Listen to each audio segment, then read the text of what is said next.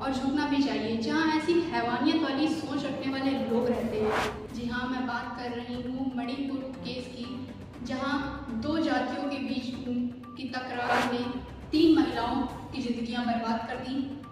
उन्हें निर्वस्त्र किया गया और सामूहिक बलात्कार किया गया। बता दूं कि ये मामला एक फेक न्यूज़ के जरिए फैला था, जिसमें दिखाया गया था कि मैतेई समुदाय की एक लड़की को कुकी समाज के लोगों ने उसका बलात्कार किया और उसको मार के फेंक दिया, जिसके बाद मैतेई समुदाय के लोग बहुत आक्रोशित हो गए।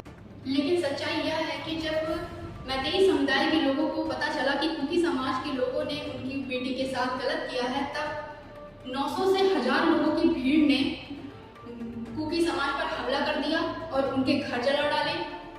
और उनमें से एक घर में घुसकर उन्होंने 2 आदमियों को और 3 औरतों को पर हमला कर दिया। अपनी जान बचाने के लिए वो लोग जंगल के रास्ते गांव से भागने लगे। तभी पुलिस वालों ने उनका रेस्क्यू किया। और जब यह बात मैतेई समुदाय के लोगों को पता चली तो करीब 900 से 1000 लोगों की भीड़ ने पुलिस वालों के साथ मारपीट की और उन 3 महिलाओं को नग्न कर दिया गया और उनके साथ सामूहिक बलात्कार किया गया। और जब उनके पिता और भाई ने उस दृश्य को रोकने की कोशिश की तो उनको भी मार दिया गया।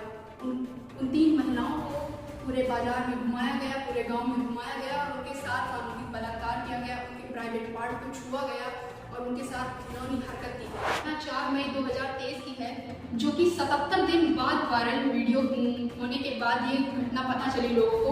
जब वीडियो वायरल हो गया, संसद में आफत मच गई, लोग रैलियां निकालने लगे, लोग आक्रोशित हो गए।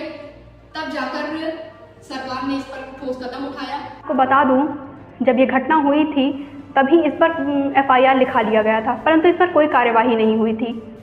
जब 77 दिन बाद वीडियो वायरल हो गया, संसद में हंगामा होने लगा, लोग रोड पर आ गए, प्रदर्शन करने लगे, धरना करने लगे, तब सिस्टम ने एक्शन लिया और 4 आरोपियों को पकड़ लिया। मैं पूछती हूँ, जब ये सरकार इतनी ही अच्छी थी, जब सिस्टम इतना ही अच्छा था, तो ये सिस्टम तब क्या कर रहा था जब ये घटना हुई थी? क्यों नहीं पहले ही एक्शन ले लिया गया? और जब ये घटना वायरल हो गई तब इस पर 4 आरोपी भी पकड़ लिए गए। मणिपुर के मुख्यमंत्री N बीरेन सिंह, उनको कोई चिंता नहीं है कि उस लड़की के साथ क्या हुआ क्या नहीं। जब उनसे कहा गया कि उस लड़की के साथ इतना गलत हुआ तो आपने तुरंत एक्शन क्यों नहीं लिया, तो वो कहते हैं कि यहाँ तो 100 मामले होते हैं, 100 केस आते हैं, मैं किस किस को देखूँ? क्या अब भी उनका यही रवैया होगा? मैं तो कहती हूँ कि उनको अब गद्दी छोड़ देनी चाहिए। पॉलिटिशियंस एक दूसरे को गिराने में लगे हुए हैं, उनको कोई चिंता नहीं है कि एक लड़की के साथ बलात्कार हो गया है, उनको कोई भी चिंता नहीं है कि एक लड़की की ज़िंदगी बर्बाद हो गई है। वो सिर्फ अपने आप को देख रहे हैं। यहाँ स्मृति ईरानी कहती हैं कि खाली मणिपुर को क्यों देख रहे हो, बंगाल को भी देखो। भाई, यहाँ एक लड़की की इज्जत चली गई और आप अब भी मणिपुर और बंगाल देख रही हैं। आप उस केस को नहीं देख रही हैं, उस लड़की को नहीं देख रही हैं, उनके बारे में कोई बात नहीं कर रहा है। यहाँ चाहे SP हो, चाहे BSP हो, चाहे BJP हो, चाहे कांग्रेस हो, सब मणिपुर मणिपुर कर रहे हैं, लेकिन कोई भी उस लड़की की बात नहीं कर रहा है, कोई भी उसको न्याय दिलाने की बात नहीं कर रहा है जिस लड़की की इज्जत चली गई। इन राजनीतिज्ञों को कोई चिंता नहीं है कि उन लड़कियों के साथ क्या हुआ, उन 3 महिलाओं के साथ क्या हुआ। ये बस एक दूसरे को गिराने में लगे हुए हैं। वो कहीं कोई कहता है कि मोदी ये है, मोदी वो है, मोदी को गिरा दो, अपने आप को ऊंचा कर लो, लेकिन कोई भी उन लड़कियों के बारे में नहीं सोचता है जिनकी इज्जत चली गई, जिनका सामूहिक बलात्कार हो गया। क्यों हर बार एक औरत को ही सहना पड़ता है? चाहे वो द्वापर युग हो, चाहे वो कलयुग हो, हर युग में एक औरत को ही क्यों सहना पड़ता है? अब समय आ गया है कि औरत को एक्शन लेना चाहिए। आज सवाल भारत के संस्कार पर उठ रहा है।